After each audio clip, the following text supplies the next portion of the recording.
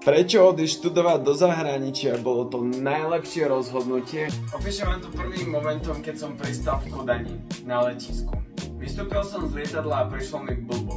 A nebolo to tvrdým pristátím. Bolo to uvedomenie si, že som tu sám a asi že umrem. Mal som iba kufor, svoje úspory a predošlé skúsenosti s cestovaním, ktoré však žiadne neboli, keďže som nikam sám nikdy necestoval. A ešte som si mal všetko vybaviť v cudzom jazyku. Ale tak bola to angličtina, nie dánčina. Z nej som predsa maturoval. Ale z B1. A ešte som zmaturoval na 2. No, a teraz po 2 rokoch s viacej zážitkami, lepšou angličtinou a hlavne pocitom sebestačnosti a zodpovednosti.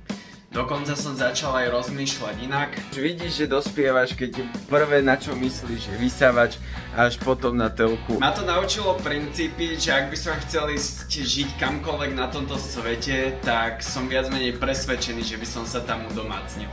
Keď som neumrel ani ja, neumreš ani ty. Tak ťahaj objavovať svet.